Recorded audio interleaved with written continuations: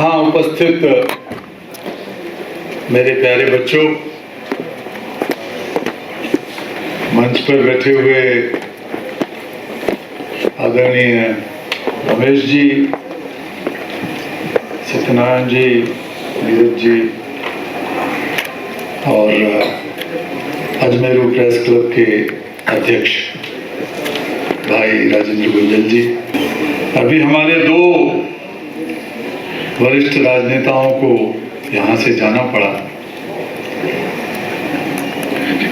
लेकिन यहाँ पत्रकार, समाजसेवी, बुद्धिजीवी, डॉक्टर, वकील और हमारे बहन और भाई मौजूद हैं।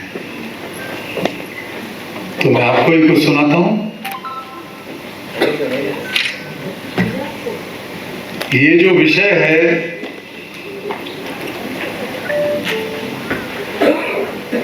वैश्विक चुनौतियों में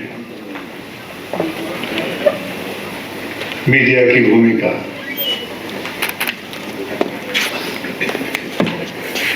इसको मैं 4 हिस्सों में बांट के आपके सामने रखूंगा,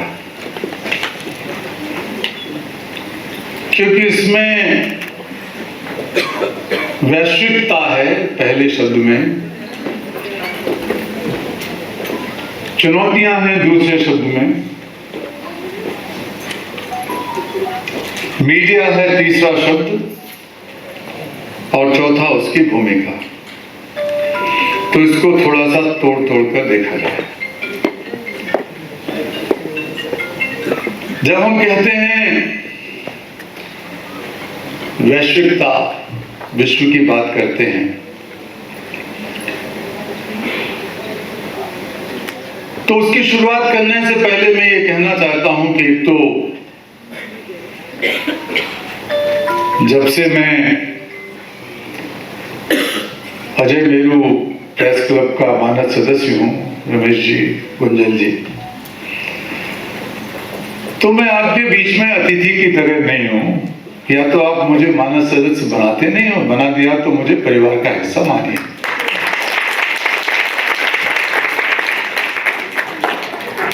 तो जिन बातों का आप खुलासा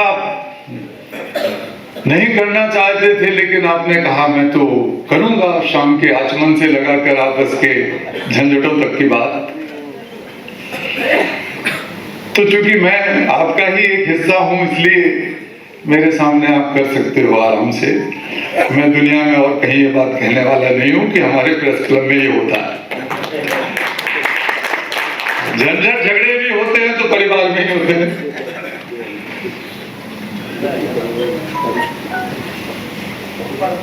मेरा बड़ा सौभाग्य है कि जो जब से हम पैदा हुए तो हमें पढ़ाया गया, बताया गया कि संसार की रचना ब्रह्मा जी ने की है, संसार का पालन पोषण विष्णु करते हैं और संहार करके एक नया जीवन देने का शुरुआत का रास्ता शिव खोजते हैं, ब्रह्मा विष्णु महेश। तो जब हमारे यहाँ हमारी जो मेरी पत्नी सुमेधा जी हैं, उनकी बड़ी बहन शादी करा के यहाँ आई, आचार्य धर्मवीर जी बड़े विद्वान थे देश के, उनके पति ज्योत्सना जी यहाँ आई। तो अजमेर के मामले में पता लगा कि यहाँ पर पुष्कर में ब्रह्मा जी का मंदिर है ना? ऐसे डरे डरे कह रहे हो आपकी।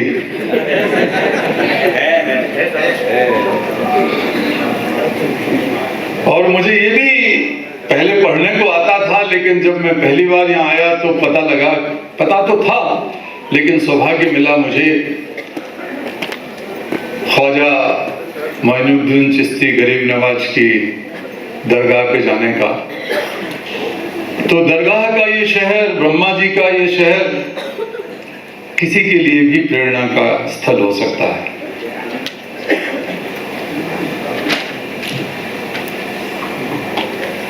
पहली चीज वैश्विकता की हम बात करते हैं। दुनिया के दूसरे विचारों, अवधारणाओं, सोच से अलग हमारा सोच हजारों साल पहले हमारे ऋषियों ने रखा। उसको बहुत सरल तरीके से उन्होंने रखा। अभी सब लोग उस वाक्य को बड़े आराम से इस्तेमाल करते हैं, नेताओं से लगा के सामाजिक कार्यकर्ताओं तक, वसुधैव कुटुंबकम। जब देश के नेता, समाज के नेता कुछ आगे बढ़ के जिन वाक्यांशों का प्रयोग करते हैं तो लोग उसे सीख जाते हैं। धर्मगुरु भी ये वाक्य प्रयोग करते हैं, वसुधैव कुटुंबकम। सारी दुनिया हमारा परिवार है, ये पहला एक वाक्यांश है। दूसरा है सकल विश्वम भवत्वमेक नीडम। ये सारा जो संसार है ये घोंसले की तरह है। केवल परिवार ही नहीं है बल्कि और भी ज्यादा हमारे ऋषियों ने ऐसे घोंसला बना दिया, तो और ज्यादा अपनेपन की बात हो गई। और एक और वाक्यांश जो रटते रहते हैं लोग, कहते हैं सर्वे भवन्तु सुखिनः, और आगे सर्वे सन्तु निरामयाः वगैरह वगैरह। लेकिन हमारी वैश्विक अवधारणा में जो परिवार का बोध है, उससे हम कितने दूर खड़े हैं। हमारी अपनी अंतरात्मा में हमारे अपने चेहरे को हम शीशे में झांक कर देखें। पूरा का पूरा जो श्लोक है, अयम निजः परो वेति गणना लघु चेतसाम उदार चरिताणाम तु वसुधैव कुटुंबकम। जब हम कहते हैं कि दुनिया हमारा परिवार है, तो कुछ शर्तें उसमें शामिल हो जाती हैं। पहली शर्त है, ये मेरा है, वो तेरा है। ये जो तेल बेल का सोच है, ये छोटे दिल दिमाग वालों का सोच है। जब आपका दिल छोटा है, आपके मस्तिष्क का पूरा विकास नहीं हुआ है, तो हमारा ऋषि कहता है अयम निजः परो वेति गणना लघु चेतसाम। ये जो हिसाब किताब है, ये छोटे दिल दिमाग वालों का हिसाब किताब है। आईना दिखा दिया आपके सामने, इस आईने के सामने खड़े होके देखिए। पत्रकार की तरह, सामाजिक कार्यकर्ता की तरह, डॉक्टर, वकील, इंजीनियर, विद्यार्थी, नेता, धर्मगुरु, ईमानदारी से पूछे किसी धर्मगुरु से, किसी भी धर्मगुरु से, कि क्या आप अयम निजः परो वेति की उस छोटी सोच से उबर सके हैं? ये मेरा है, ये तेरा है। मैं ये नहीं कह रहा हूं, मैं कोई उपदेश देने के लिए यहां खड़ा नहीं हुआ हूं, मैं सिर्फ एक आईना दिखाना चाहता हूं आपको। अभी हफ्ते 10 दिन पहले एक बहुत बड़ा शिक्षा मंडल का कार्यक्रम हुआ, जो राष्ट्रीय स्वयंसेवक संघ से संबंधित है, भारतीय शिक्षण मंडल। उसमें 1000 से ज्यादा स्कॉलर्स आए, रिसर्च स्कॉलर्स, और 150-200 से अधिक यूनिवर्सिटीज के वाइस चांसलर थे, IIT, IIM के डायरेक्टर्स थे। मैं उसमें मुख्य वक्ता की तरह बुलाया गया मोहन भागवत जी के साथ। तो वहां मैंने इस विचार को रखा, ये जो बात मैं आप लोगों के सामने कह रहा हूं, मैंने सबके सामने ये बात कही कि हमें इस मेरे और तेरे के भेदभाव से ऊपर उठना है, अगर हम सही मायनों में हमारे ऋषियों को, हमारे महर्षियों को सम्मान देते हैं। तो फिर वो कहते हैं उदार चरिताणाम तु वसुधैव कुटुंबकम। वसुधैव कुटुंबकम की बात करने का नैतिक अधिकार उन्हीं को है जिनका चरित्र उदार है, जिनका चरित्र उदार है। उदार चरिताणाम तु वसुधैव कुटुंबकम। ये बात हमारे परिवार में लागू होती है सबके। ये बात उन संगठनों में लागू होती है जिनके हम नेता और कार्यकर्ता हैं। उन मंदिरों, मस्जिदों, गिरजाघरों, गुरुद्वारों में लागू होती हैं जहां धर्मगुरु बैठते हैं और आप उनकी पूजा करते हैं। राजनीति में, विधानसभाओं में, लोकसभाओं में भी ये बात लागू होती है। अगर हम लिखते हैं तो ये जो वाक्य है ये हमारी संसद में लिखा हुआ है, निजय परो वेति गणना लघु चेतुषाम उदार चरिताणाम तु वसुधैव कुटुम्बकम्। ये वैश्विक परिदृष्टि है हमारी। विश्व के बारे में हम बात करेंगे तो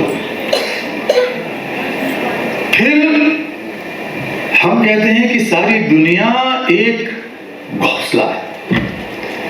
घोंसले का अपना एक चरित्र है। घोंसले की चिड़िया बहुत सहेज सहेज कर एक एक तिनके से घोंसला बनाती है। उसमें अंडे देती है। वो जानती है कि अंडों को कैसे सहेज कर रखा जाएगा। चिड़िया को सिखाना नहीं पड़ता। वो जानती है कि उन अंडों में से जब चूजे पैदा होंगे, चूजे निकलेंगे छोटे छोटे, तो उनके दाने पानी का इंतजाम कैसे होगा। उनकी खुली चोंच में पानी की बूंदें अपनी चोंच से कैसे डालेगी वो, और फिर धीरे धीरे उनको सबल बनाएगी, सशक्त बनाएगी। वो इस काबिल कर देगी कि वो असीम आसमान को चुनौती दे सकें। इतना तैयार करती है वो चिड़िया। ये भारत के डीएनए का हिस्सा है।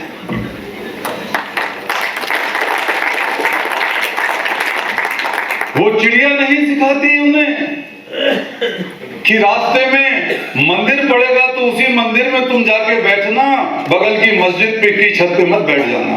ये नहीं सिखाती। चिड़िया के लिए, उन चूजों के लिए मंदिर, मस्जिद, गुरुद्वारे, गिरजाघर, सिनेगोग, कहीं कोई फर्क नहीं है। छोटी जात, बड़ी जात, हिंदू, मुसलमान, ईसाई, कोई फर्क नहीं। जहां दाना मिला खा लिया, जहां जगह मिली बैठ गए। हमारा ऋषि कहता है सकल विश्वम भवत्वमेक नीडम। तो फिर हम अपने बच्चों को क्या सिखा रहे हैं? चिड़िया से ही सीख लेते हैं। अगर हम ऋषि से नहीं सीख सकते तो, हमारे मुनियों से नहीं सीख सकते तो। इतनी बड़ी बड़ी बातें हमारे यहाँ कही। जब हम कहते हैं सर्वे भवन्तु सुखिनः, तो हम ये नहीं कहते कि मेरे घर में तो सुख, चैन, निरोग सब फैल जाए और पड़ोसी के घर में सारे दुख आ जाएं, सारी बीमारियां आ जाएं, तो कितना मजा आएगा। ऐसा तो नहीं लिखा इसमें। सबके लिए लिखा है, सबके लिए। और आप लोगों ने देख लिया, जिस समय कोई बीमार होता है तो लगता है कि यार सहानुभूति प्रकट कर दो उसके सामने, कभी कोई थोड़ी बहुत मदद कर दो। अजमेर में तो आप बड़ा अच्छा काम कर रहे हैं। तमाम आपके आंतरिक झंझटों, झंझावातों जिनकी आपने चर्चा की रमेश जी, आपने 15 लाख रुपए का एक कोष तैयार कर लिया जिनमें जरूरत पड़ने पर आप पत्रकारों की मदद करते हैं। आपको बधाई। कहीं तो आप चले उस मार्ग पर कि सर्वे भवन्तु सुखिनः हो जाए। कोरोना में आपने देखा, कोरोना ने किसी को छोड़ा, हिंदू, मुसलमान, ऊंचा नीचा, बहन भाई, बूढ़ा जवान, किसको भेदभाव किया उसने? भारत, पाकिस्तान, अमेरिका, अफ्रीका, कुछ देखा? जब महामारी आई तो सबकी दुर्गति हुई, लाखों लोग मारे गए दुनिया में। किसी को पता नहीं लगा शुरू में क्या हो रहा है। वैक्सीन बना तो वैक्सीन में किसी का नाम नहीं लिखा कि ये वैक्सीन इसी के लिए लगेगा, वो उसी के लिए लगेगा। जो भी वैक्सीन बने सबके लिए बने, उसका उपचार हुआ तो सबके लिए हुआ। तभी तो कहते हैं सर्वे भवन्तु सुखिनः। ये मेरे व्याख्यान का पहला हिस्सा है, वैश्विक दृष्टिकोण भारत का। दूसरा है चुनौतियों वाला पाठ।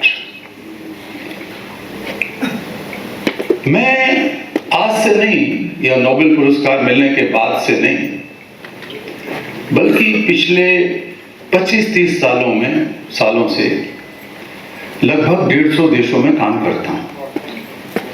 चाहता हूँ, घूमता हूँ, लोगों को प्रेरित करने की कोशिश करता हूँ, आंदोलित करने की कोशिश करता हूँ। अखबार वालों पे मैंने कोई पैसे नहीं खर्च किए, इसलिए जब मेरे नोबेल पुरस्कार की घोषणा हुई तो अखबार वाले भी ढूंढ रहे थे कि कैलाश सत्यार्थी कौन है, गूगल करके।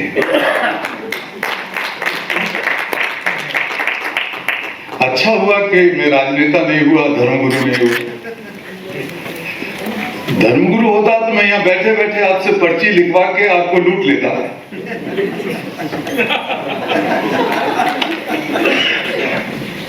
ये धर्मगुरुओं की बाढ़ भी बहुत आ रही है। जब कोई समाज अपने आप से डरता है, जब कोई समाज अपने आप से बिखरता है भीतर भीतर, जब कोई समाज इतना स्वार्थी होता है कि अपनों को ही पीछे धकेल कर कुछ हासिल करना चाहता है, डरा हुआ समाज, स्वार्थी हो चुका समाज, बिखरा हुआ समाज नए नए धर्मगुरुओं को पैदा करता है, चमत्कारियों को पैदा करता है। पूरे संसार का इतिहास यही रहा है।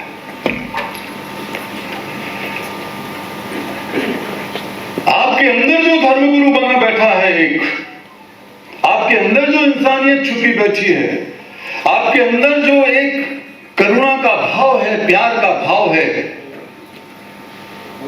आपके बच्चों में जो सरलता, सादगी, सच्चाई, ईमानदारी, पारदर्शिता, अगर आपको किसी से सीखना है तो धर्मगुरु से मत सीखिए, अपने बच्चे के पास बैठिए, देखिए, समझिए कि सच्चाई क्या होती है, पारदर्शिता और ईमानदारी, सादगी क्या होती है।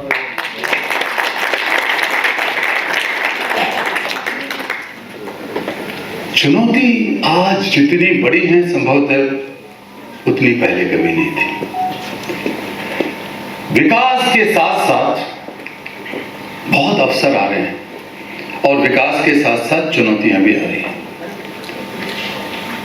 हमारा संसार इतना सुंदर संसार है, भगवान ने बनाया। वेद का ऋषि कहता है, पश्य देवस्य काव्यम। ये जो दुनिया है, ये धरती, ये आकाश, ये बिजली कड़कती हुई, ये बारिश का पानी, ये नदी, नाले, पहाड़, तरुवर, ये परमात्मा की रचना है, काव्य है, कविता है। कितनी सुंदरता है इसमें। लेकिन आज दुनिया जितनी बिखरी हुई, जितनी टूटी हुई, जितनी हिंसाग्रस्त है, जितनी घृणाग्रस्त है, जितनी असहिष्णुता से भरी हुई है, जिस खतरनाक हालत पर खड़ी है, संसार के इतिहास में ऐसा पहले कभी नहीं था।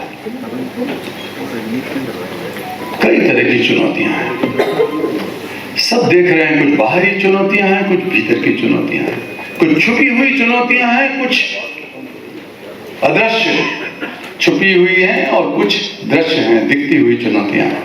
युद्ध हमें दिख रहे हैं। अभी 56 जगह ऐसी हैं संसार में जहां पर युद्ध चल रहे हैं। 56 जगह। केवल इजराइल और पैलेस्टाइन के बीच में नहीं चल रहा युद्ध, या रूस और यूक्रेन के बीच में 56 जगहों पर ये कॉन्फ्लिक्ट और युद्ध चल रहे हैं। और दुनिया में 46 करोड़ बच्चे उन युद्धग्रस्त क्षेत्रों में रहते हैं, डरे हुए, सहमे हुए, बंदूकों से, टैंकों की, ड्रोन की, बमों की आवाज सहते हुए। पता नहीं कि किसके घर पे, किसके स्कूल पे बम गिरेगा, पता नहीं कि किसके माँ बाप बिछुड़ जाएंगे। 40 करोड़ बच्चे।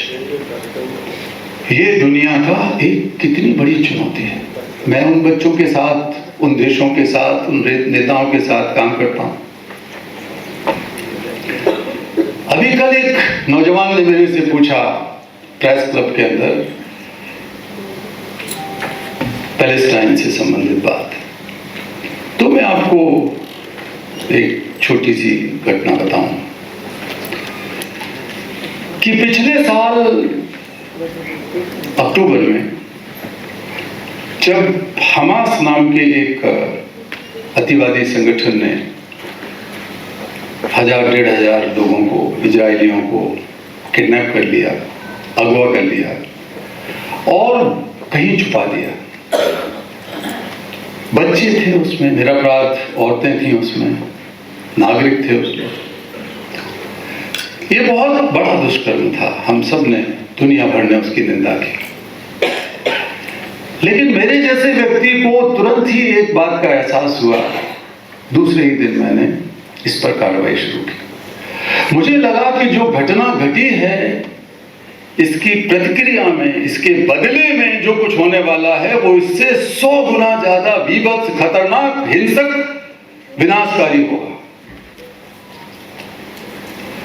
तो मैंने अपने कुछ नोबेल पुरस्कार मित्रों को फोन उठा के बातचीत किया कि देखो, जो घटना हो गई है, सबसे पहले हमें कोशिश करनी चाहिए कि अगवा किए गए नागरिक, बच्चे, औरतें वापस आएं।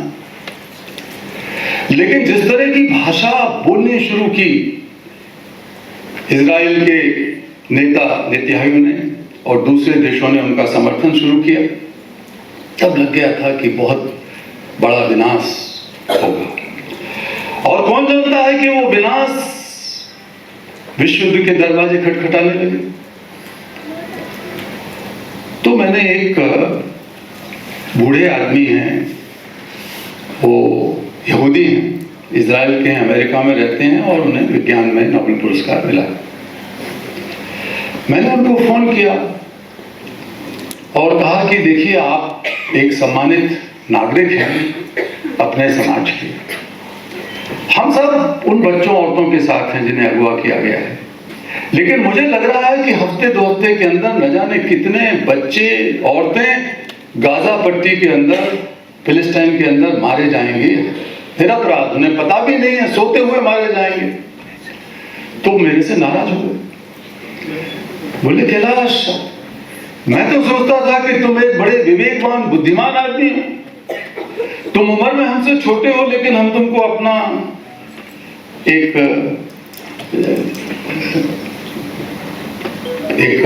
प्रेरणा पुरुष मानते हैं। तुम ऐसी मूर्खता की बातें कर रहे हो। नाराज हो गए मेरे से कि मैं इसमें नहीं बोलूंगा। उन्होंने कहा कि ये फैसला तो हफ्ते भर में हो जाएगा, इतिहास में जो गड़बड़ हुई है उस गड़बड़ को हम सुधार लेंगे। तो मैं उनको हंस के बोला कि आप भले ही शांति पुरस्कार विजेता ना हो, लेकिन जो भी नोबेल पुरस्कार विजेता है दुनिया का, वो एक बहुत बड़ी नैतिक हस्ती भी होता है। दुनिया उसे बहुत मानती है। साधारण किसी नेता को शायद ही कोई इतना मानता हो दिल से, जो नोबेल पुरस्कार प्राप्तकर्ता को भी मानता है। ये बात मैंने उनसे कही। मैंने उनको कहा कि तुम्हारे नेताओं कल को प्रधानमंत्री नहीं रहेंगे।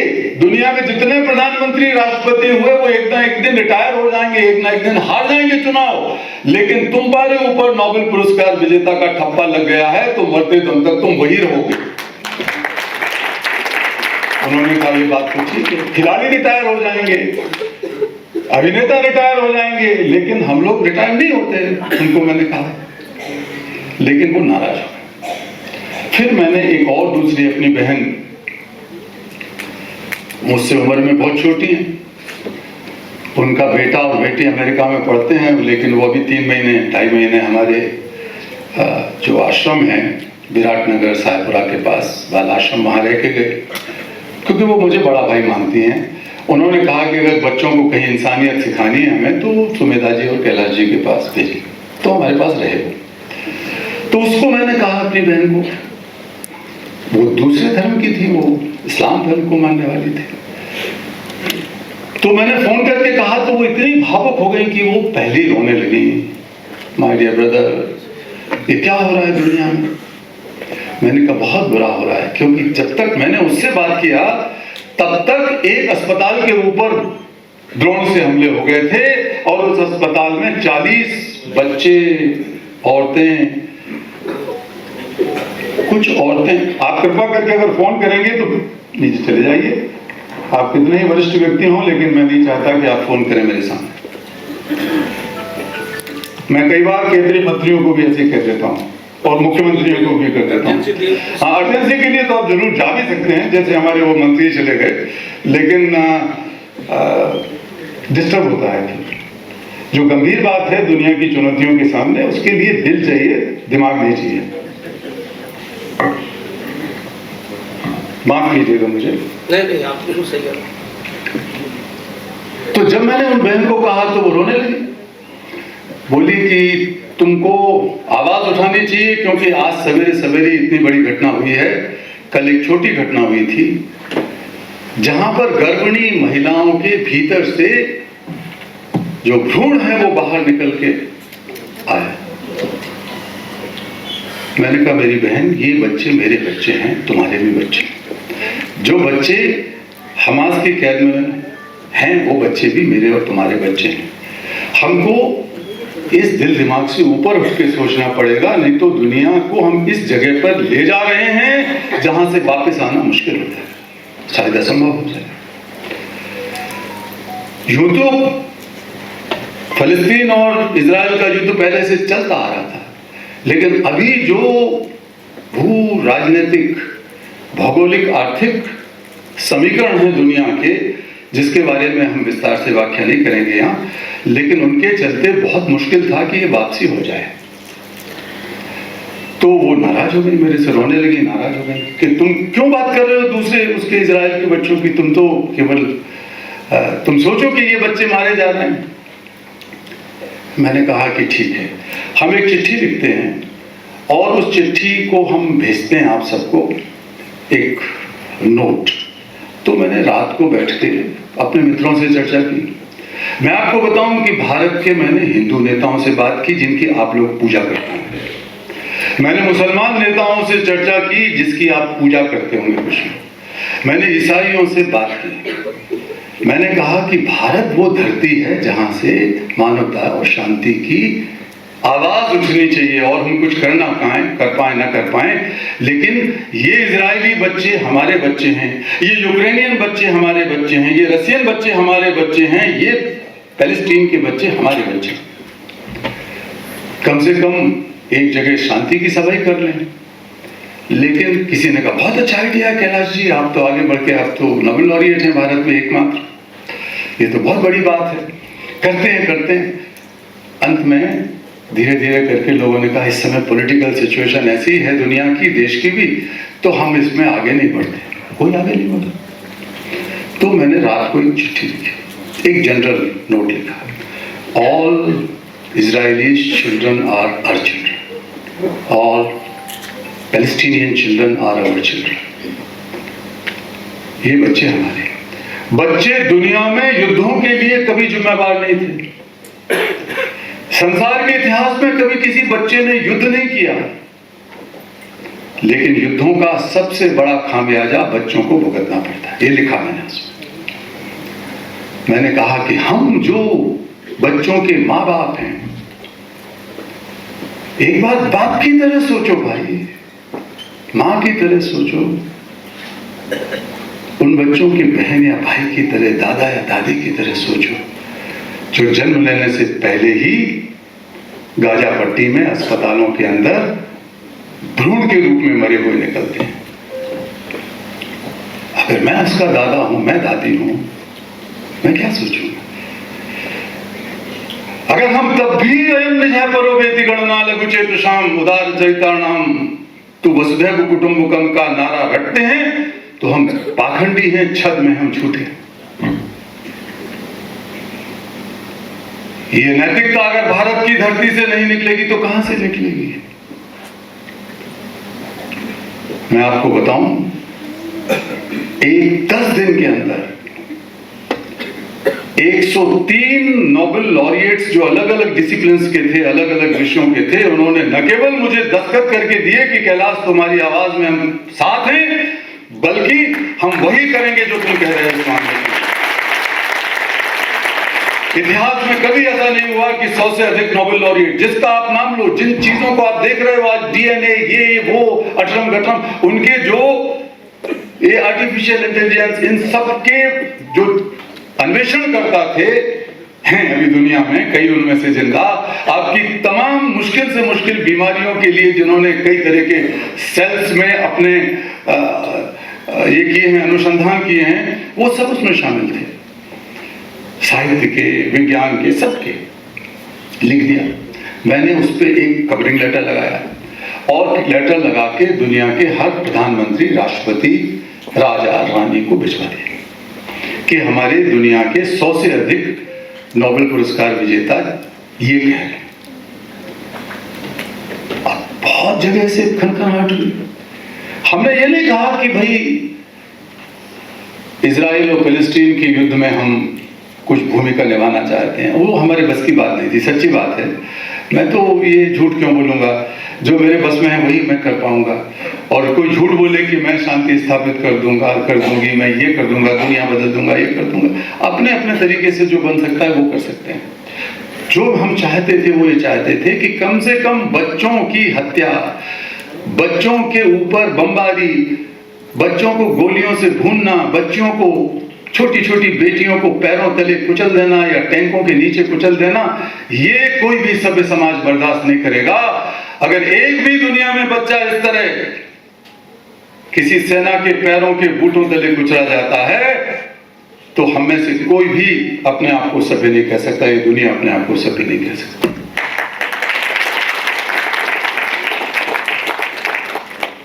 व्हाइट हाउस से तुरंत हमारी एक नोबेल लॉरिएट मित्र हैं, उनके पास खबर आई अमेरिका में कि कैलाश सत्यार्थी और आप लोग क्या कर रहे हो। उन्होंने कहा कि हम पॉलिटिशियन नहीं हैं, हम चाह रहे हैं कि बच्चों को, जो बच्चे वहां फंसे हुए हैं उनको दवाइयां मिलें। दवाई रोक दी गई थी, वहां बच्चे भूखों मर रहे थे, गाजा के अंदर दवाई नहीं पहुंच रही थी, खाना नहीं पहुंच रहा था, पीने का पानी नहीं पहुंच रहा था। हमारी इस धरती पर, जिसको हम कहते हैं कि ये धरती हमारी माँ है, केवल भारत ही हमारी माँ नहीं है, भारत हमारी मातृभूमि है, लेकिन ये सारी धरती हमारी है। हमारे यहाँ वेद में कहा कि माता पृथ्वी पुत्रो हम, क्यों जी जी, तो हमारे यहाँ कहा कि पूरी धरती हमारी माँ है, हम उसके पुत्र पुत्रियां हैं। तो वहां पर ये हो रहा है और हम यहाँ पर रसगुल्ले खा रहे हैं, हवाई जहाज में बैठे हुए घूम रहे हैं, यहाँ वहां भाषण दे रहे हैं, जय जयकार करा रहे हैं, मालाएं पहन रहे हैं। आप क्यों कल को मुझसे पूछ रहे थे कि मैं माला क्यों नहीं पहनता? मैं अपने आप को तब तक माला पहनने का हकदार नहीं मानता जब तक कि दुनिया में हर एक बच्चे को शांति से, अधिकार से जीने का मौका ना मिले। मैं कभी गले में माला नहीं पहनता, मैंने जीवन में नहीं पहनी, शादी में ही पहनी थी वरमाला, उसका मुझे फायदा हुआ। सुमिता जी मिल गई, वो परिवार भी मेरा हो गया। हमारे ससुराल में अब हमारे सास ससुर नहीं है, तो ज्योत्सना जी हमारी माँ के स्थान पर है, सास के स्थान पर, और हमारी आवा बैठी है, दादागिरी करके हमें यहाँ लेके आई। तो तुरंत यूनिसेफ को कहा गया, तुरंत यूनेस्को को कहा गया, तुरंत हाय हाय मची। और मैं आपको बता रहा हूं कि और उसी वक्त CNN ने, कहीं से खबर लगी तो CNN ने रात एक प्राइम टाइम जो उनका होता है उस पर मेरा लाइव इंटरव्यू किया 8-10 मिनट का। BBC को पता लगा, आप क्या चाहते हो? हमने कहा हम कुछ नहीं चाहते, हम केवल चाहते हैं कि हमारे बच्चों के ऊपर ये अत्याचार ना हो, उनको खाना मिले, उनको पानी मिले, उनको सुरक्षा मिले, दवाई मिले, जहां भी बच्चे हैं, जो भी युद्ध क्षेत्र हैं उनके। तो बच्चों को आपने देखा होगा अखबारों में, टीवी वाले तो अपना TRP वगैरह बढ़ा रहे थे, दिखा दिखा के वो ऐसे चित्र, हृदय विदारक चित्र, लेकिन उससे कोई समाधान नहीं निकलता। उसके ऊपर मैं भी आ रहा हूं 1 मिनट में। तो लेकिन एक बात उसकी हुई कि संसार में जो पॉलिसी है, जो नीति है, उस नीति में एक बहुत बड़ा नया एक जिसे कहते हैं कि नैरेटिव शुरू हुआ। उस नैरेटिव में ये आया कि भाई बच्चों को टॉप प्रायोरिटी दी जाए, रेड क्रॉस, ये वो सब बच्चों पर केंद्रित होकर लग गए 1 महीने के अंदर। अभी भी पूरी तरीके से वो नहीं हुआ है, लेकिन कम से कम बच्चों का मुद्दा अंतरराष्ट्रीय राजनीतिक बहस का, संवाद का हिस्सा बना। कोशिश करने पर ये हो सकता है। ग्लोबल वार्मिंग की चुनौती है, सब जान रहे हैं, लेकिन ग्लोबल वार्मिंग के मामले में भी एक बात समझ लीजिए कि एक तरफ हम कह रहे हैं बहुत बड़ा दुविधाग्रस्त क्षेत्र है ये, एक तरफ हम कह रहे हैं कि उत्पादन बढ़ाओ, उपभोग बढ़ाओ, उपभोक्ताओं को लालच देने के लिए एडवर्टाइजिंग की इंडस्ट्री को और ज्यादा एडवांस करो और उस पर खर्चा करो ताकि जो चीज हमारे पास नहीं भी है वो भी हम खरीदें, और जो है उसकी दूसरा ब्रांड खरीद लें, तीसरा ब्रांड खरीद लें, वही हमारा स्टेटस सिंबल है। तो जीडीपी बढ़ेगी, उससे जीडीपी बढ़ेगी तो धरती का क्या होगा? हमारी माता, धरती माता का दोहन और शोषण कर करके अगर हम इंडस्ट्री को बढ़ावा देते हैं और जीडीपी को बढ़ावा देते हैं तो ये दुष्चक्र है। एक तरफ हम ग्लोबल वार्मिंग या पर्यावरण का विनाश करते जा रहे हैं, दूसरी तरफ हम कहते हैं कि हम अपना विकास भी कर रहे हैं। भाई, तो विकास के साथ साथ पर्यावरण की रक्षा एक बहुत ही मेजर चुनौती है दुनिया के सामने। हम विकास के विरोधी नहीं हैं, लेकिन इतना अंधा, इतना पागल उपभोक्तावाद दुनिया का कि जिसके चलते जंगल, पेड़, पहाड़, नदियां, हवा सब उजड़ते जा रहे हैं।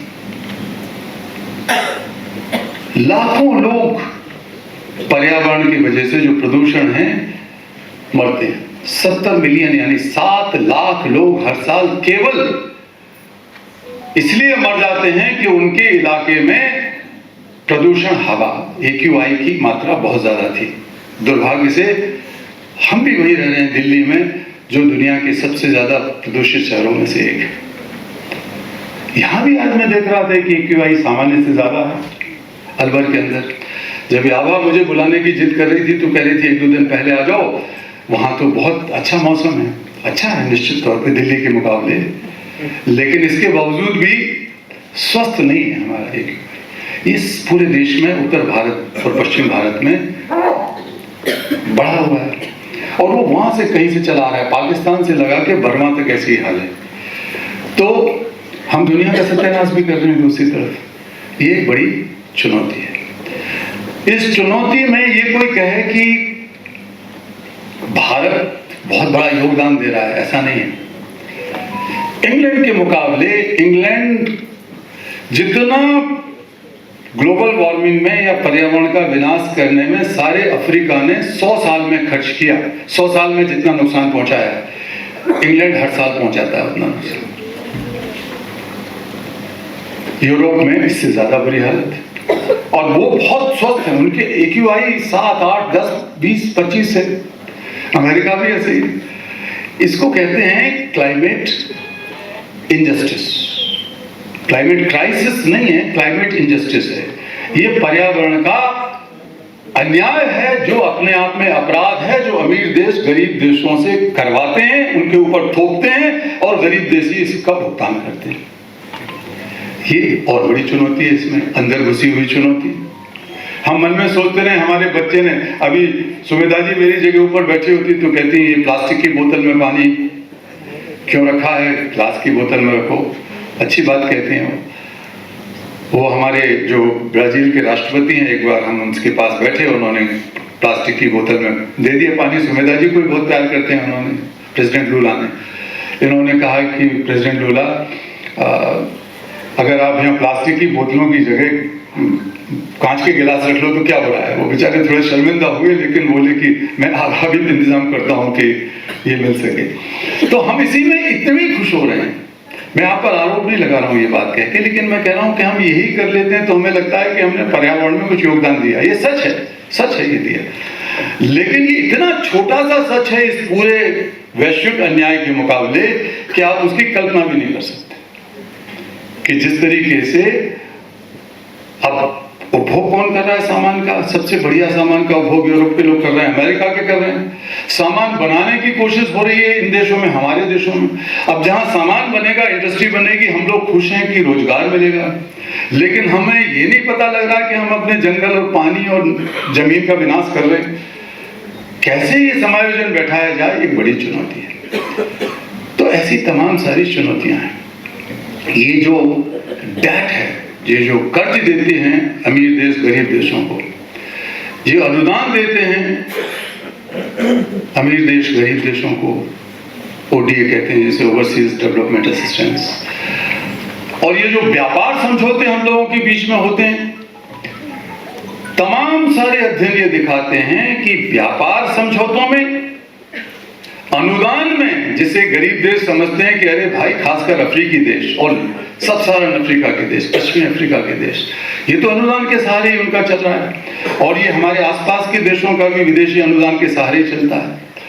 तो अनुदान और डेब्ट और ट्रेड, इन सब की जो नीतियां हैं संसार की, वो इतनी अन्यायकारी और इतनी विषमता मूलक नीतियां हैं कि एक बार इस ट्रैप में पड़ते हैं अफ्रीका में लोग, तो या लैटिन अमेरिका में या एशिया में, तो उस ट्रैप से उबरना बहुत मुश्किल है। वो समझ रहे हैं कि हमने कर्जा ले लिया, हमने व्यापार कर लिया, हमने अनुदान ले लिया, लेकिन फंस जाते। ये मैं आपको मोटे तौर पे बता रहा हूँ, मेरे पास आंकड़े भी हैं, मुझे याद भी बहुत सारे आंकड़े रहते हैं, और उसी का नतीजा ये देखो कि पूरे संसार में जिस तेजी से चीजें बदल रही हैं। अब देखो कि 1% लोग संसार के, 1%, उनके पास दुनिया की 50% दौलत है, 1% लोगों के पास। और जो सबसे पीछे के 50% लोग हैं, जो सबसे नीचे के हैं, 50% के पास सिर्फ दुनिया की 2% दौलत है। और इतना हम लोग मानवता की बात करते रहे, हमारे यहाँ तो देश दुनिया में काम भी बहुत हुए। जब कोरोना आया तो कोरोना में अरबपतियों की संख्या 27% बढ़ी। कोरोना काल में उनके बारे न्यारे हो गए, जितने अरबपति थे 27% अरबपति बढ़ गए, और उसी दौरान दुनिया में 100 मिलियन यानी कि 10 करोड़ लोग जो गरीब थे वो अति गरीब हो गए, भूखों मरने की नौबत आ गई कोरोना का। और जब से सतत विकास लक्ष्य, जो सबके लिए कहते हैं कि ये विकास की गीता है, रामायण है, जो भी है, कुरान शरीफ है, जो भी कहते हैं, बाइबल है, संविधान है, मैं भी उसका एक हिस्सा हूं। मुझे भी संयुक्त राष्ट्र संघ के महासचिव ने उन 17 लोगों में से चुना है, जिसमें से 10, 12, 13 तो राष्ट्रपति या प्रधानमंत्री हैं, बाकी हम कुछ लोग हैं जो ये सतत विकास के मामले में उनके साथ काम करते हैं। सीधे बहुत छोटा ग्रुप है ये, संयुक्त राष्ट्र संघ से अलग हटके उन्होंने अपना एक सीधा SDG एडवोकेट ग्रुप बनाया है। वहां भी मैं ये बात बोलता हूं, मुझे कोई नहीं है, अरे भाई जो भारत की धरती से पैदा हुआ है, अगर वो डर गया तो वो सच्चा भारतीय नहीं। डरने की क्या बात है? सत्य के अंदर जितना साहस है, जितनी शक्ति है, वो किसी भी प्रकार के बड़े से बड़े झूठ के सामने उसे नेस्ता नाबूद करने का सामर्थ्य रखती है, सत्य की शक्ति। तो ये दुनिया की हालत है। आज जब हम यहाँ हैं, एक सप्ताह पिछले से लेके इस सप्ताह तक 2 बिलियनर्स नए पैदा हो गए। 2 बिलियनर मतलब अरबपति, लेकिन रुपयों में अरब की बात नहीं चल रही है, अरब की बात चल रही है डॉलर्स में, तो खरबपति 2। और इस सप्ताह के अंदर, एक पिछले से लेके इस सप्ताह के अंदर 10 मिलियन यानी कि 10,000 बच्चे बाल मजदूरी, गुलामी, ट्रैफिकिंग में धकेले गए दुनिया में, हर रोज, प्रतिदिन।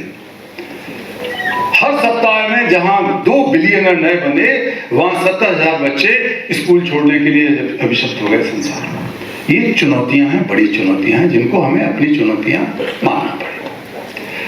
अब मैं संक्षेप में, चूंकि मैं कोई आपको उपदेश नहीं दूंगा, आप में से इतने अच्छे पत्रकार यहाँ बैठे हैं, अगर मैं आपसे सीखूंगा तो आप मुझे खुद सिखा सकते हैं कि पत्रकारों की क्या भूमिका होनी चाहिए और क्या भूमिका है। इसमें कोई दोहराई नहीं है, मैं कोई अतिशयोक्ति नहीं कर रहा हूँ, लेकिन तब भी मैं अपने अनुभवों के आधार पर 2-3 बातें कहना चाहता हूँ। देखिए, अब आप में से हर एक कोई मीडिया पर्सन है, जिसके हाथ में मोबाइल फोन है वो मीडिया पर्सन है। इसलिए कोई कहे कि मीडिया पर्सन नमस्ते और डर के कोई चले आपसे, इसीलिए लोग डरते भी नहीं कि जो बात आप लिखोगे कल अखबार में छपेगी, वो अभी तो कोई अपना डाल देगा किसी ग्रुप में, फेसबुक में, इंस्टाग्राम में, किसी और चीज में, ट्विटर में, तो जाने कितने लोगों तक अभी पहुंच जाएगी। वो झूठ है कि सच है, इसका निपटारा नहीं कर सकेगा कोई। तो जब हर कोई मीडिया पर्सन बन गया है तो प्रेस क्लब कितना शक्तिशाली रहेगा भविष्य में मैं कह नहीं सकता, कहीं का भी दुनिया का। ये बड़ी चुनौती है। मीडिया जो पारंपरिक मीडिया है उसके सामने चुनौती है, क्योंकि 2-4 साल के अंदर, 5 साल के अंदर ये सारा का सारा सिस्टम आर्टिफिशियल इंटेलिजेंस पकड़ लेगी। अब मुझे एक बहुत बड़े, भारत के सबसे बड़े में से एक अखबार के एडिटर ने, चीफ एडिटर आए एक दिन मेरे से मिलने, मैनेजिंग एडिटर, चीफ एडिटर ने, तो उन्होंने कहा कि कैलाश जी, अब हम तो हमारे जो ओपैड आर्टिकल्स हैं ये हम चैट जीपीटी से या आर्टिफिशियल इंटेलिजेंस से लिखवा देते हैं बहुत सारे। इसके बाद उसमें सुधार सुधूर कर देता होगा कोई एडिटर बैठ के इंग्लिश का, लेकिन वो इतने बढ़िया बोलोगे आप, वो लिख के दे देगा, बोलने की बात है। तो ये जिस तरीके से चीजें हो रही हैं ये हमारे लिए बहुत जिसकी आप कल्पना नहीं कर सकते, कोई नहीं कर सकता। आर्टिफिशियल इंटेलिजेंस जितना बड़ा हमारे लिए एक अवसर है, अपॉर्चुनिटी है, उससे कहीं ज्यादा गुना बड़ी चुनौती है, क्योंकि झूठ सच की पकड़ नहीं कर सकते आपसे, बहुत बहुत मुश्किल है। क्योंकि मशीन में से मशीन का दिमाग बनता है। ये जो एआई का सिस्टम है, मैं खुद इंजीनियर हूं तो मुझे पता है कि किस तरीके से मशीन लर्निंग की प्रक्रिया इतनी कॉम्प्लिकेटेड है और इतना एल्गोरिथम में से एल्गोरिथम बनते हैं, मतलब फार्मूले में से फार्मूले निकलते हैं किसी भी बात को चलाए रखने के लिए, तो बहुत फास्ट भी है। तो सब लोग अब इस जमाने में जा रहे हैं। तो मीडिया अपने आप में, मीडिया का मतलब आप मीडिया नहीं, ये जो सारा मीडिया, सोशल मीडिया भी इसमें शामिल है, ये जो अपना टेक्नोलॉजी है, इंफॉर्मेशन टेक्नोलॉजी, इसके सारे तत्व जो हैं वो उसके मीडिया के हिस्से हैं। तो अब इसमें झूठ, पाखंड,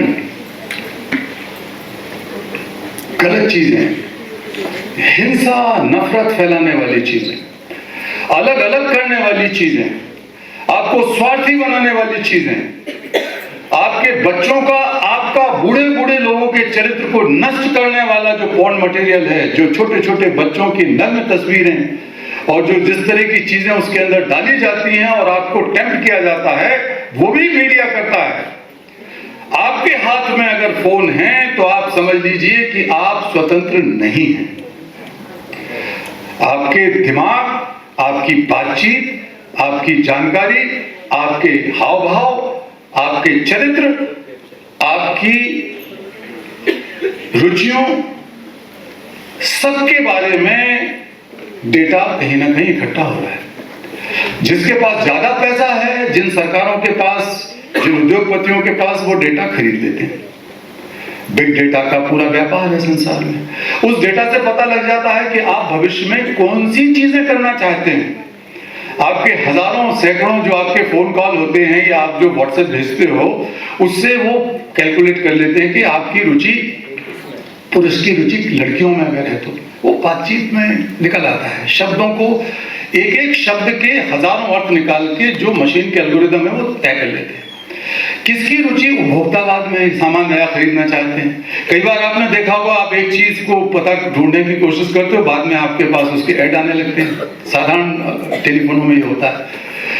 तो ये एक संस्था है अमेरिका की, विदेशी संस्था, अंतर्राष्ट्रीय संस्था है, जो इन पर निगरानी थोड़ी सी रखती है। तो इस कुछ 2 साल पहले पता लगा, 1.5-2 साल पहले, उसके एक अध्ययन से, कि जो लोकतांत्रिक देश हैं दुनिया के, जो लोकतंत्र पे गर्व करते हैं, हम तो सबसे बड़े लोकतंत्र, लोकतांत्रिक देशों में 70% लोग ये मानते हैं कि उनके निर्णय में, जो कि सरकारों को डिस्टेबलाइज करने में, सरकारों को बदलने में, झूठे मीडिया, फेक न्यूज की भूमिका रही है 70% मामला। तो ये कितना बड़ा रोग फैल चुका है, कितनी बड़ी चुनौती हमारे सामने है। इस चुनौती का मुकाबला मुश्किल है, लेकिन असंभव नहीं है। दुनिया में किसी भी चुनौती का मुकाबला मुश्किल हो सकता है, असंभव नहीं हो सकता। आप उसका उत्तर है, अपने अपने क्षेत्र में उत्तर है। आप एक एक व्यक्ति को यह तय करना होगा कि वो समाज में कितनी पारदर्शिता लाता है।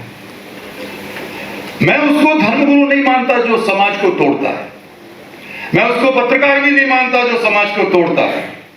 समाज के किसी भी हिस्से को अगर तोड़ता है, बिखराव करता है, तो भारत राष्ट्र को तोड़ता है भारत में रहते हुए, और मानवता को तोड़ता है दुनिया में रहते हुए।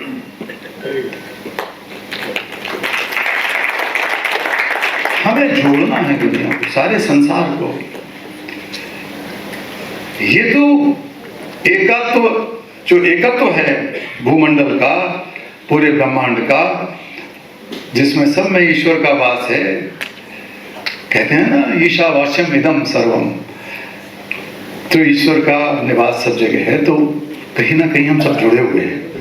तो ईश्वर तो हमें कह रहा है, हमारा ऋषि तो कह रहा है कि हम सब जुड़े हुए हैं, क्योंकि सभी के अंदर वही एक धारा बह रही ईश्वर की। और फिर पंडित पुजारी आके कहता है कि नहीं भैया, ये तुम्हारा ईश्वर दूसरा है, मेरा दूसरा है, इसका दूसरा है। तो ये या तो हम हमारे वैदिक ऋषियों को सच माने, या अपने स्वार्थ के लिए झगड़ा कराने वाले पंडित पुजारियों को, मुल्ला मौलवियों को, पादरियों को सच माने। किसको सच माने? मैं आपसे हाथ जोड़ के निवेदन करता हूं कि अगर आप सही मायनों में एक स्वतंत्र, निर्भीक, सत्यवादिता, पारदर्शिता पूर्ण पत्रकारिता करते हैं, तो हमारे इन वैदिक ऋषियों का वो सिद्धांत मानिए जो सबको जोड़ने का आदेश देता है। ये जरा मुश्किल काम है, क्योंकि आपके छोटे मोटे स्वार्थों पे संकट आ सकता है। आपके भीतर का डर निकल सकता है, अरे मैं तो इस विचारधारा का हूं, मैं तो इस पार्टी का हूं, मैं तो इस धर्म का हूं, मैं मजहब का हूं, मत का हूं, और या इस मजहब की हूं मैं। तो ये डर आपका ऊपर से लदी हुई लेयर है। देखिए, बड़े बड़े अच्छे काम हुए, भारत में बहुत सफलताएं मिली। मनरेगा की सफलता में बहुत बड़ा हाथ पत्रकारों का हाथ है। मैं जानता हूं कि इतनी सक्सेस स्टोरियां आती रही हैं 10-15 साल से, तो मनरेगा सफल हुआ। 2014 में भारत में क्या था वो, जिंदगी के लिए 2 बूंद पोलियो ड्रॉप का, आप लोग 2 बूंद जिंदगी के लिए, तो 2 बूंद जिंदगी के लिए अभियान का फायदा यह हुआ कि 2014 में भारत पोलियो मुक्त हो गया। सरकार ने तो जो किया सो किया, आपने किया, पत्रकारों ने किया। मुझे पता है कि आप लोग फोटो खींचते थे, कोई नेता तो अपनी फोटो खिंचवाने आया है, लेकिन नेता के फोटो के साथ साथ उस बच्चे और उसकी माँ की फोटो होती थी, जिसको 2 बूंद ड्रॉप मिलता था, पोलियो ड्रॉप। तो सामान्य लोगों में खबर फैलती थी। मुझे पता है कि आप जानबूझ के बुर्का में जो माएँ रहती हैं उनके फोटो भी खींचते थे, ताकि पूरे संप्रदाय में, पूरे समाज में यह असर पहुंचे कि ये इस्लाम के खिलाफ नहीं है। आप लोगों ने बहुत बड़ा काम किया। जितना काम किया सरकार ने या डॉक्टरों ने, पत्रकारों ने भी उस समय इसके कोविड-19 के दौरान जो काम किया उससे भारत में सबसे ज्यादा जल्दी और इतने बड़े पैमाने पर कोविड-19 के वैक्सीन लग पाए। ये जो पर्यावरण का मुद्दा चल रहा है, ये जितना स्वीडन की वो लड़की ग्रेटा थनबर्ग या और दूसरे लोगों ने उठाया, आप लोगों ने उसको जिस संजीदगी से फैलाया पूरी दुनिया में, हर कोई जानता है कि पर्यावरण क्या चीज है। किसी सरकार के बस की बात नहीं थी, जो पत्रकारों ने करके दिखाया, मीडिया ने करके दिखाया। उसमें मीडिया की बहुत बड़ी भूमिका है, ये मीडिया की भूमिका है। एक आपको पता होगा, अमेरिका में अभी 2-3 साल पहले एक पुलिस वाले ने, गोरे पुलिस वाले ने एक अश्वेत को दुकान से निकल रहा था बेचारा, वो उसको पकड़ा और उसको अपने घुटनों के नीचे दबाया, उसका गला घोंट दिया, उसकी छाती में बंद हो गया। वो बेचारा निरपराध आदमी था, कोई लेना देना नहीं था उसका। लेकिन ये जो श्वेत अश्वेत का भेदभाव है, जो अमेरिका जाने की जिद लगाए बच्चे बैठे होते हैं, उनको ये समझ में आना चाहिए कि रंग भेद का जो पाप है, जो रोग है, उससे ना अमेरिका मुक्त है, ना यूरोप के अधिकांश देश मुक्त हैं। मेरा ऑफिस अमेरिका में है, मेरा ऑफिस लंदन में भी है, मेरा ऑफिस अफ्रीका में भी है, मैं कई बहुत देशों में काम करता हूँ, मेरे कार्यकर्ता हैं, मेरे स्टाफ के लोग हैं वहां पर उन देशों में।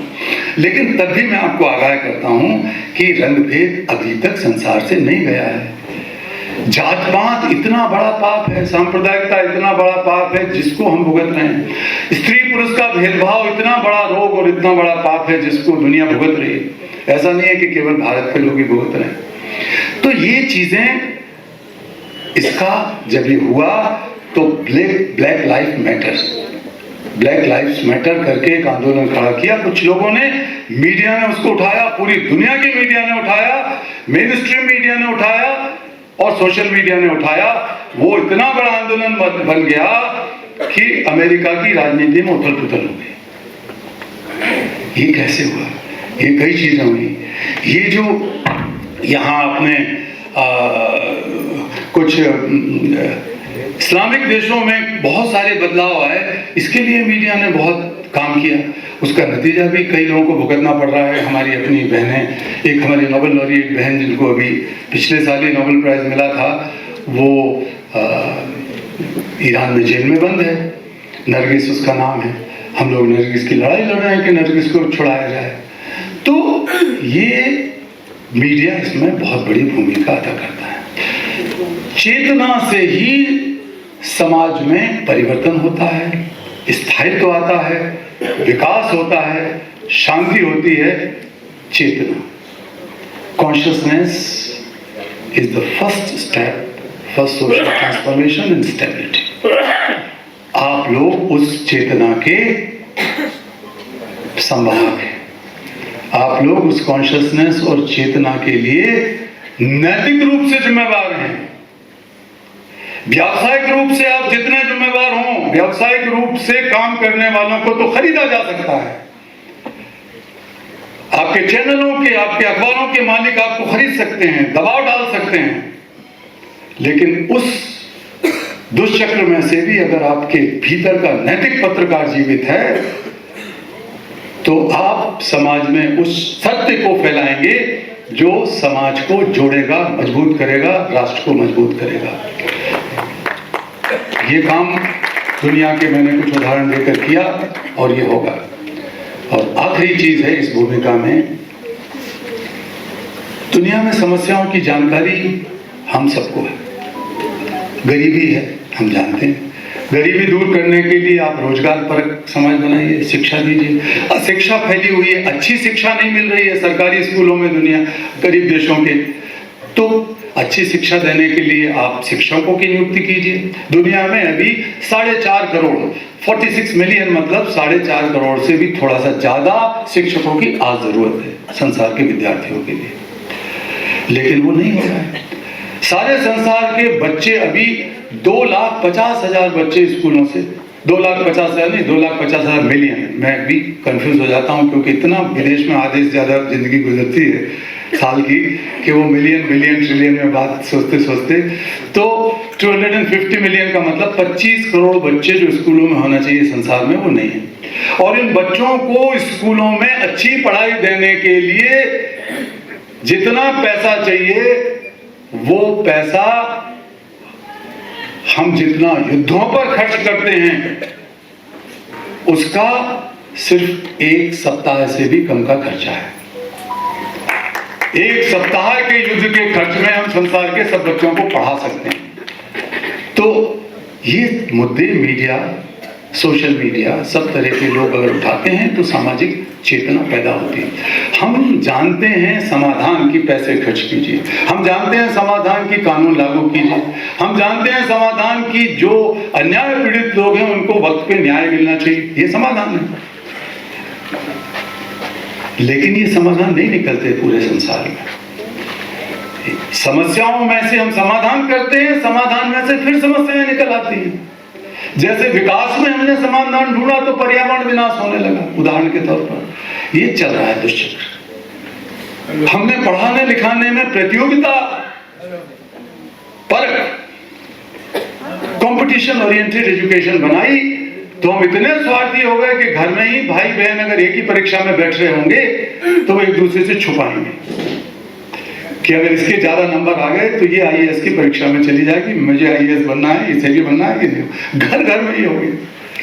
ट्रांजिशनल किस जो हम देंगे बदले में हमें क्या मिलेगा, जो हम लेंगे किसी से बदले में हम क्या देंगे, यही तो संस्कृति आज की बन गई है। ये बड़ी चुनौतियां हैं। समाधानकर्ताओं और समाधान पीड़ितों के बीच की खाई बहुत गहरी होती जा रही है, बहुत चौड़ी होती जा रही है। आप समाधान करता है पत्रकार के तौर पर, जो पीड़ित समाज है, जो हमारे बच्चे हैं, जो हमारी औरतें हैं, हमारे आदिवासी हैं, हमारे और पिछड़े वर्गों के लोग हैं, जो किसी भी समस्या से ग्रस्त हैं, जिनको दवाई नहीं मिल रही, जिसको वक्त पर खाना नहीं मिल रहा, कहीं मनरेगा में भ्रष्टाचार होता है, कहीं तो कहीं शिक्षक लोग वक्त पर पढ़ाते नहीं हैं बच्चों को। ये सारी चीजें समस्याएं हैं। आप अगर इनको उठाते हैं तो समाधानकर्ता के रूप में बनते हैं। समस्या और समाधानों को समझते हुए समाधानकर्ताओं की भूमिका में जो लोग हैं, चाहे वो राजनेता हों, चाहे वो धर्मगुरु हों, चाहे वो डॉक्टर हों, चाहे वो पत्रकार हों, चाहे वो शिक्षक हों, चाहे वो न्यायपालिका के लोग हों, चाहे पुलिस के लोग हों, वो समाधानकर्ता की भूमिका में हैं, जिसके लिए समाज उनके ऊपर खर्च करता है। या तो श्रद्धा का खर्च करता है धर्मगुरुओं को, और पैसे का भी खर्च करता है। तो उनका काम है कि समाज की समस्याओं को महसूस करें और उसका समाधान करें। दूसरों की समस्या को महसूस करके उनका समाधान करना करुणा कहलाता है। और कोई शब्द करुणा के लिए नहीं है। करुणा कोई ऐसी धार्मिक चीज नहीं है। सहानुभूति करुणा नहीं है। आप किसी को चोट लगी, दर्द हुआ, आप उसके पास गए, बोले सॉरी यार brother, I feel very sorry about you, अंग्रेजी में बोलते हैं मैं धोखे से, तो वो कहते हैं हिंदी में कि भाई अरे बहन जी, पता लगा कि आपकी सास बीमार चल रही है। ना तो बहन को ही सास से प्यार है जिस बहन को आप फोन कर रहे हो, और आप अपना प्यार दिखा रहे हो, अरे आपकी सास बीमार है, ईश्वर करे वो जल्दी ठीक हो जाए। और जिसको आप फोन कर रहे हो बहन सोच रही है कि यार इतनी बूढ़ी हो गई, चोट लगी है, घर में इलाज का खर्चा नहीं है, और इसको हम चली जाए भगवान, काफी हो गया, 82 साल की तो हो गई। तो वो सहानुभूति एक दिखावा है। सहानुभूति हमारे किसी के साथ संबंध में औपचारिकता और शिष्टाचार है। अच्छी बात है सहानुभूति दिखाना, दिखाई जाती है, बोली जाती है। इसके बाद आप भी भूल गए और सहानुभूति प्राप्त करता भी भूल गया। हमारे संबंधों का दूसरा जो भीतर का एक रूप है, एक चक्र है, वो है संवेदना। संवेदना में आप दूसरे की वेदना में इतने डूब जाते हो कि खुद ही रोने लगते हो बैठ के। अगला रो रहा है, अगला दुखी हो रहा है तो आप भी रो रहे हो। संवेदनशील होना भी अच्छी बात है, लेकिन कुएं में कोई डूब रहा है, किसी कारण से धोखे से गिर गया और आप भी उस कुएं में कूद जाओ, दोनों डूबो साथ साथ, तो संवेदनशील व्यक्ति समाधान नहीं कर पाता। संवेदनशील व्यक्ति अच्छा इंसान तो बन सकता है लेकिन समाधान नहीं कर सकता। सबसे अंदर का जो न्यूक्लियस है, जो अंदर का बीज है, वो है करुणा। करुणा क्या है? दूसरे के दुख दर्द को, दूसरे की समस्या को अपनी समस्या की तरह महसूस करो, लेकिन महसूस करके उसमें डूबे बगैर अपनी अंतश्चेतना के साथ, अपने दिमाग विवेक के साथ और स्वार्थ रहित होकर उस समस्या का निदान करो। और जब तक निदान नहीं करते आपको चैन नहीं मिलेगा, और उसी व्यग्रता का नाम, उसी मोटिवेशन का नाम, उसी प्रेरणा का नाम जो आपसे समस्या का समाधान कराए दूसरे की समस्या का, वही करुणा है। इसीलिए मैंने अपना एक आंदोलन शुरू कर दिया,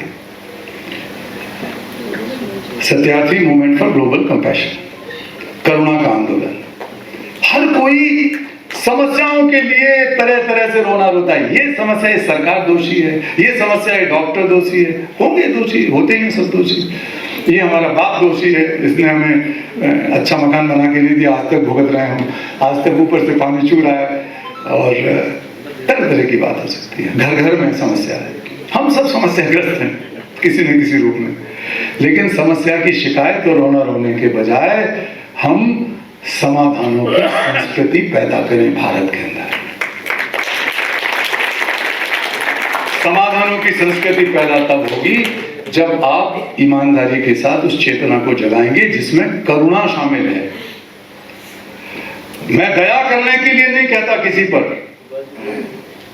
मैं धर्मगुरुओं से उल्टी बात बोल रहा हूं आप लोगों के बीच में, क्योंकि मैं जिंदगी में हर बार, एक बार नहीं, मैंने हजारों बार अपनी परिवार को, अपने दोस्तों को और खुद को जोखिम में डालकर, जब एक भी बच्चे को छुड़ाया गुलामी से और उसकी मां के गोद में समर्पित किया, जो मां आशा तक नहीं रखती थी कि कभी अपने बेटे को गले लगा पाएगी, गोद में बैठा पाएगी, और जब वो मां मुस्कुराती है और मुस्कुराहट में आंसू बहते हैं, वो बच्चा उसके साथ चिपट के रोता है, मुझे उस बच्चे के चेहरे, उस मां के आंसुओं में ईश्वर के दर्शन होते हैं।